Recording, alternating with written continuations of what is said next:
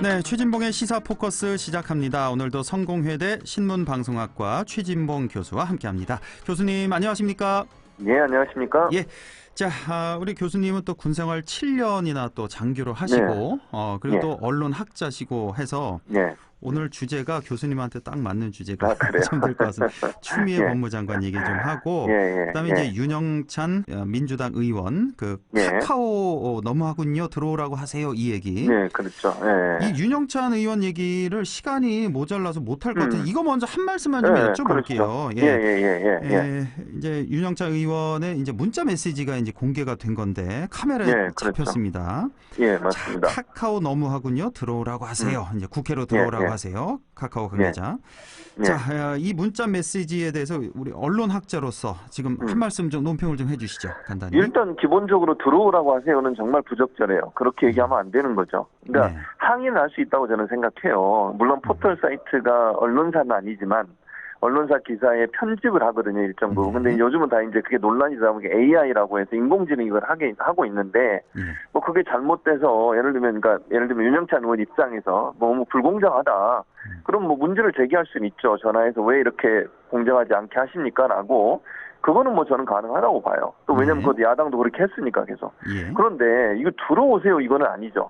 아니 그러면 어떤 그 피감 기관이잖아요. 본인이 과방이면 과방의 피감 기관인 조직한테 들어오라고 하는 것은 뭔가 공기를 잡겠다는 의도로 들려요. 그러니까 본인의 의도가 어쨌든 언론사는 아니지만 언론사 관련된 업무를 하는 곳을 대상으로 해서 들어오라고 지시를 하고 하는 것은 이거는 뭔가 외압을 행사하려는 의도가 있다라고 해석될 수 있는 충분한 여지가 있는 발언이에요. 그래서 저는 그 발언은 정말 잘못됐다. 어느 국회의원, 그게 여야를 떠나서 어느 국회의원이든 피감기관한테 들어와라 나가라 이렇게 국회의원이 한다는 것 자체가 저는 큰 문제라고 보고요.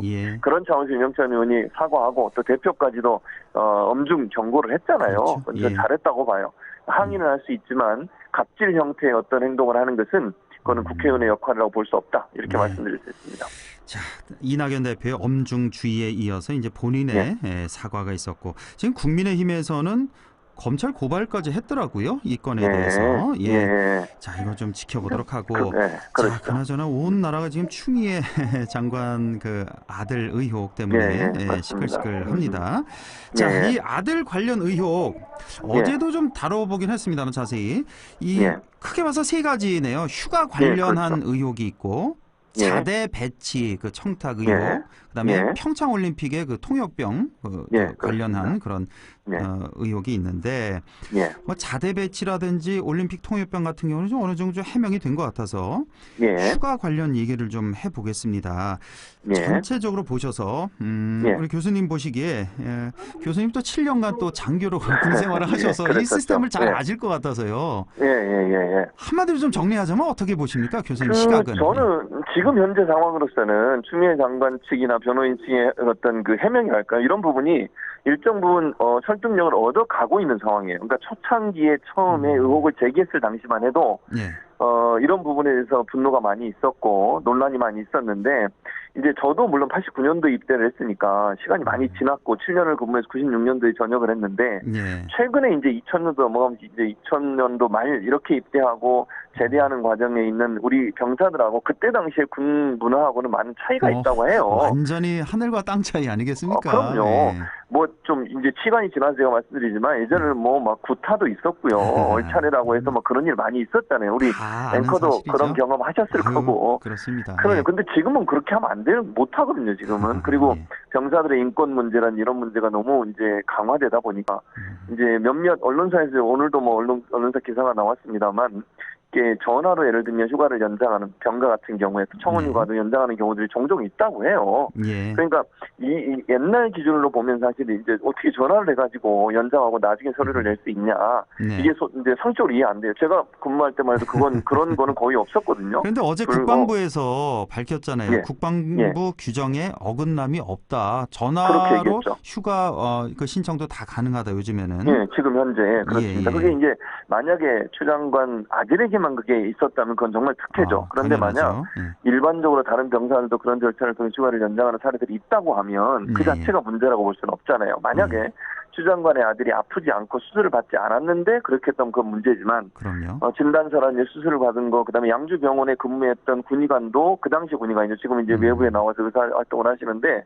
그분 그 인터뷰도 나왔어요. 근데 그분도 그 수술 받은 건 맞다라고 인정을 하고 있는 상황이어서 어느 정도 이제 좀 그 정리가 돼가고 있는 상황이라고 저는 보고 네. 또 하나 이제 논란이 됐던 게 사실은 전화한 거잖아요. 전화. 예. 전화, 예, 그 문제가 논란이 됐는데 저는 이제 이렇게 상식선에서 한번 얘기를 해볼게요. 예. 압력을 가하려면 예. 누구한테 전화를 하겠습니까? 기본적으로. 제가 만약에 추 장관 입장이나 압력을 가하려면 지휘가 아니라 당연하죠. 그걸 결정하는 결정권자한테 전화하지 민원실에 전화하는 거는 사실 압력을 가하는데 민원실에 전화한다? 조금 상식적으로 이해가 안 돼요, 그렇죠. 이거는. 당시 또 이제 추미애 장관이 당시에는 또 대표였으니까 민주당 대표 시절 아니겠습니까? 그러니까 그렇죠. 그 부대 최고 지휘관 아니면 예. 뭐 국방부 쪽에 뭐 연결할 수도 있었고 만약에 나쁜 그렇죠. 마음을 먹고 청탁을 하려 했다면 조용히 했겠죠. 은밀히. 그렇죠. 그런 식으로. 네, 그렇게 민원실에 전화해서 다 기록 남는 것도 알 테고 뭐 민원실은 누구나 전화할 수 있는 곳이잖아요. 제가 볼 때 뭐 추 장관뿐만 아니라 아들을 장병 군대 보낸 사람들은 누구든 전화해서 물어볼 수도 있고 민원을 넣을 수 있는 장소고 또 민원실에 들어온 전화의 기록을 보면 이게 기록은 남아있거든요. 음성은 지금 없지만 기록을 보면 문의함 이렇게 돼 있어. 문의를 했다라고 하는데 그게 이제 청탁으로 될 수 있겠냐 하는 부분에 있어서 제가 볼 때는 조금 상식적으로 그건 이해가 안 돼요. 그러니까 물론 야당은 그렇게 지금 정치적으로 공세를 펴고 있지만 그 민원실에 전화해서 압력을 가한다? 그건 상식적으로는 이해 안 되는 영역이기 때문에 그렇죠. 많은 부분이 이제 그 해명이 돼가고 있는 게 아닌가 저는 그렇게 봅니다. 근데 또 한편에서는 조금 아쉬운 점이 당시에 추미애 장관이 이제 민주당 대표였으니까 그렇죠. 우리나라 서열 몇입니까? 야당 대표가 대단한 서열 아니겠습니까? 10번째 안에 속하는. 그런 위치에 있다라면 일반인하고는 좀 다르니까 전화도 사실은 좀 조심했어야 되지 않나? 안 하는 게 않나요? 좋죠, 그렇죠. 사실은. 당연히. 맞아요. 예. 그렇죠. 그런 거고. 그러니까 그리고 이제 전화를 안 했다는 말을 또 몇 번 했어요, 본인이. 그러니까 결과적으로 거짓말이 된 거예요. 그러니까 이제 그렇게 돼서 그 문제는 좀 이제 논란이 될 수는 있고 비판을 받을 수는 있지만 정말 그러면 청탁이 있었냐 하는 부분하고는 좀 별개로 봐야 된다. 그거는 뭐 비판할 수 있다고 저는 봐요. 왜 그러면 민원실에 전화한 걸 얘기 안 했냐? 그건 뭐 충분히 문제 제기할 수 있죠. 지금 뭐 국민의힘에서 상당히 파상 공세를 펼치는데 사실은 속마음으로는 뭐 청탁 외압 이렇게까지는 안 보더라도 추미애 손복이 이런 일환이 아닐까 저는 그런 좀 의심이 들더라고요. 그 사실 뭐 추미애 장관 그 태도가 국민의힘 입장에서는 정말 참기 힘든 태도 아니겠습니까? 그렇죠. 뭐 맞습니다. 그때 뭐라고 했죠? 거기서 소설 쓰시네라든지 뭐 사실 뭐 거짓말한 부분도 좀 있고 결과적으로 드러나고 그래서. 그런 차원이 아닐까 하는 생각도 뭐 그런 부분도 있는 것 같아요. 들고요. 그리고 어찌 보면 또 민주당에서는 지금 검찰 개혁에 대한 어떤 그 거부감 이런 부분이 일정 부분 작용했다라고 보고 있는 것 같아요. 그러다 보니까 이제 이게 이제 첨예하게 부딪히는 부분인데 지금 뭐 윤석열 총장하고 검찰 인사 때문에 뭐 충돌하는 영역이 많이 있었고 야당은 그 부분을 계속 지금 문제를 제기하고 있잖아요. 결국 이제 추미애 장관을 흠집을 내서 낭만을 시켜서 검찰 개혁이 어느 정도 좀 브레이크를 걸려고 하는 의도가 있지 않나 하는 그런 지금 일각의 분석도 있는 상황입니다. 그런 시각도 있다는 말씀이시고 어쨌든 이게 양측의 지금 이 주장이 보면은 이번 주 일주일 내내 방송을 다 도배를 하지 않습니까? 그렇죠. 그러니까 맞습니다. 이쪽 민주당에서 주장한 걸 국민의힘에서 받아들일 일은 없고 국민의힘 주장을 민주당에서 받아들일 일은 절대 없지 않습니까? 그렇죠. 그러니까 서로의 주장만 계속 퍼붓는데 이거 지금 검찰 수사 중이지 않습니까? 맞습니다. 이제 이쯤 하면 됐고요. 국민들이 너무 피곤하고 짜증나니까. 뭐 덥자는 게 아니라 이게 지금 저 양당에서 이렇게 싸운다고 진실이 가려질 수는 없는 일이잖아요. 그건 아니죠. 맞습니다. 그러니까 지금 지적하신 것처럼 검찰 수사를 좀 지켜봐야 돼요. 거기서 만약에 이제 수사 결과를 밝히지 않겠습니까? 그렇죠. 그런데 상식적으로 납득이 안 되는 얘기를 하면 그때는 문제를 제기하죠. 검찰이 수사를 했는데 설명을 했는데 우리가 뭐 그럴 수 있겠네. 뭐 그런 상황이겠구나. 이게 납득이 되면 문제가 없고 그게 만약에 납득이 안 되면 그때 가서 특임 검사를 하든 아니면 다른 조치를 취하는 게 맞지 수사 중인데 자꾸 이렇게 뭐 수사팀을 흔드는 듯한 그런 모습을 보이는 것은 저는 바람직하지 않다고 봅니다. 이제는 좀 중심을 다시 민생과 뭐 법안 이쪽으로 좀 집중을 해줬으면 그렇습니다. 좋겠네요, 정말. 예, 맞습니다. 자, 어제 그 4차 예. 추경 편성 예, 그 발표가 됐습니다. 모두 7조 8천억 원 규모인데 이제 예. 어제 국무회의에서 의결이 된 거고 오늘 이제 국회로 예. 넘어왔는데 근데 예. 어제 발표된 그 안이 그대로 100%다 결정이 되는 게 아니라 약간 뭐 조정은 있을 수 있을 것 같아요. 지금 오늘 얘기하는 거 보니까. 근데 예, 큰 틀에서는 지금 예. 확정이 된 건데 예. 자, 지금 금액별로 제가 잠깐만 좀 정리를 해드릴게요. 예. 그러니까 한 1인이 받을 수 있는 금액이 예. 최고 금액 이제 200만 원이 있네요. 그러니까 이거는 이제 금지 업종이죠. 우리 얼마 전에 그렇죠. 왜 가게 운영하지 말라 금지를 예. 시킨 그 업종이 최고 200만 원. 이건 수도권 예. 지역만 하나는 겁니다. 그렇습니다. 그리고 그 밑에 이제 150만 원 지원이 있는데 이건 또 제한 업종이 있었고요. 예. 100만 원 지원은 이제 일반 업종 이렇게 해서 이제 소상공인 자영업자 지원이 있고 예. 그다음에 이제 50만 원 지원이 있네요. 보니까 이거는 이제 폐업한 예. 그런 맞습니다. 분들. 예. 근데 이것도 8월 16일 이후에 폐업한 분들만 50만 원을 또 받을 수 있다. 그렇습니다.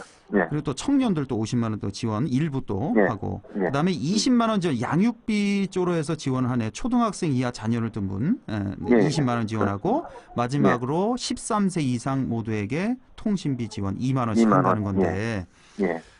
저는 지난주에 우리 최진봉 교수님하고도 오랫동안 얘기를 했지만 맞습니다. 왜 이렇게 고생하면서 예. 완벽하지도 않고 효과도 그렇죠. 좀 낮은 공평하고 공정하지도 않은 예. 왜 이렇게 지금 공무원들은 얼마나 지금 힘들까요? 고생하죠. 이런 생각도 예, 들고 맞아요.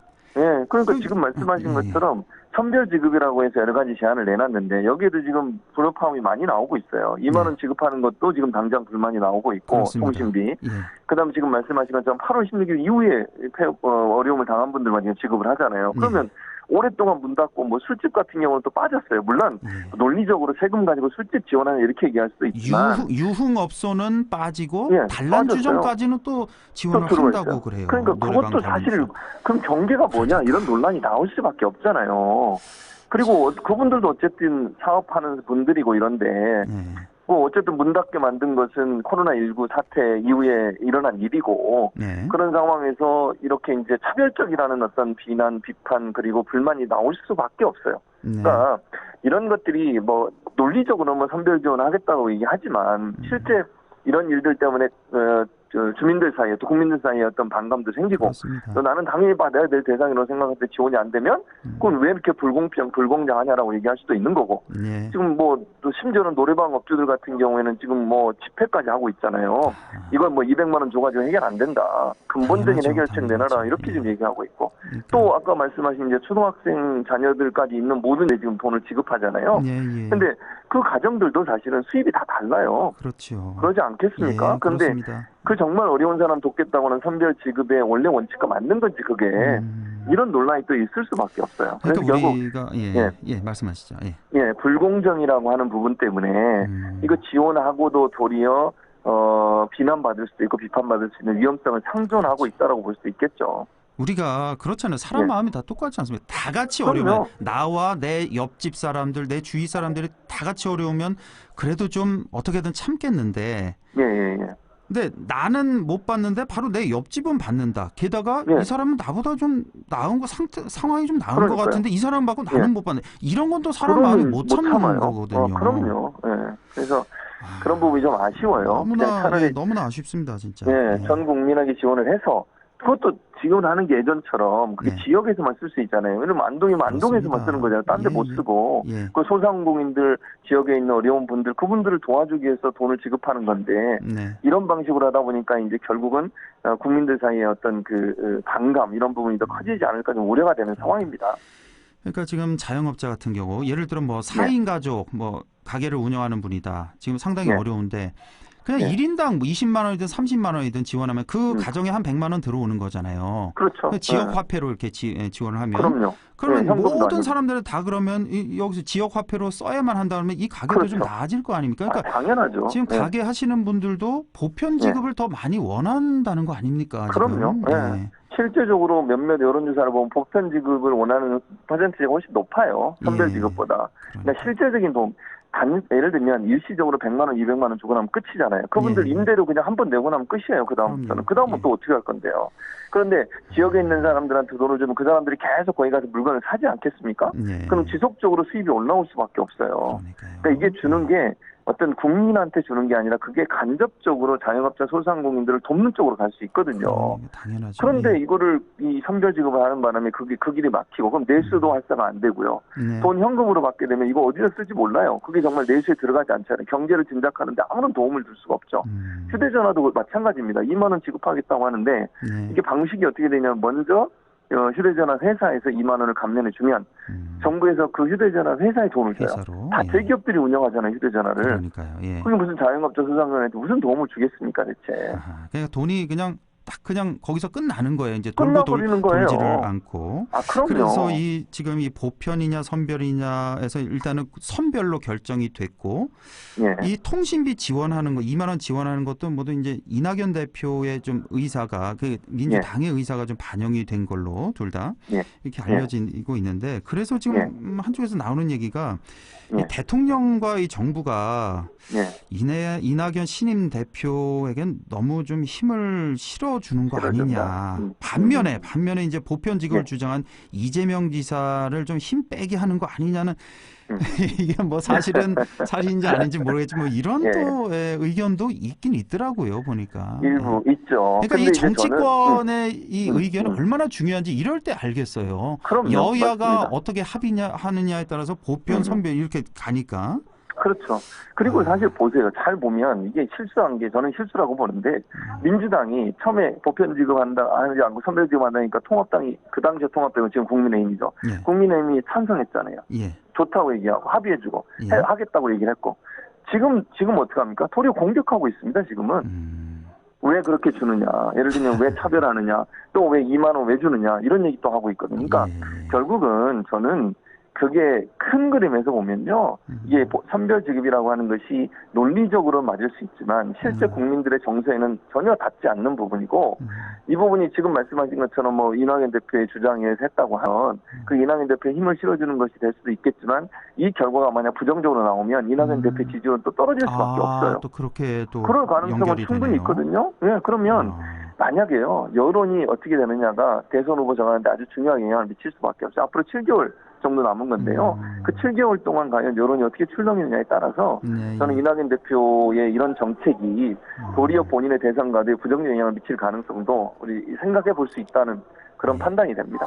알겠습니다. 자, 지금 의대생 국가고시 구제 논란이 지금 한창인데 짧게 한 말씀만 해주세요. 이 의대생들 구제해야 됩니까? 아니면 구제하지 말아야 됩니까? 지금 저는 뭐 기본적으로 제 생각을 말씀드리면 뭐 안 해야 된다고 생각해요. 제 개인적인 생각입니다. 이거는 왜냐하면 형평성의 문제입니다. 공정을 그렇게 강조하잖아요. 젊은 세대들이 어떻게 생각하겠습니까? 아니 국가고시라는 게 의사고시만 있는 게 아닙니다. 다른 모든 고시들의 국가고시를 그러면 단체 행동하고 파업하고 나서 요구하면 다 받아줘야 됩니까? 아니 그 원서 접수 2번이나 연기했고요. 시험도 일주일 연기했습니다. 네. 그런데도 끝까지 안 하겠다고 지금도요. 만약에 정부에서 풀어준다 해도 안 하겠다는 응답수가 더 많아요. 이런 상황에서 정부가 또 밀려서 풀어줬을 때 과연 의사들은 어떤 생각을 하겠습니까? 정부를 어떻게 생각하고 정부가 일관성 없이 하는 행동에 대해서 젊은이들은 또 어떻게 생각하겠습니까? 많은 젊은이들은 상대적 박탈감을 가질 겁니다. 의사들이 그렇다면 우리 사회에 어쨌든 뭐 기득권이라고 볼 수밖에 없는 거잖아요. 근데 그보다 어려운 젊은이들은 본인들은 상대적 박탈감과 피해를 당한다는 생각을 가질 수밖에 없는데 의사들의 경우 왜 이런 특혜를 주는지 그런 불만이 안 생기겠습니까? 이건 공정의 문제이기 때문에 원칙을 세워서 가지 않으면 또 다른 후폭풍을 맞을 수도 있다는 생각이 듭니다. 예, 앞으로 이 문제도 참 큰 문제로 대두가 될 것 같네요. 보니까. 예, 알겠습니다. 지금까지 성공회대 최진봉 교수와 함께했습니다. 고맙습니다. 예, 감사합니다.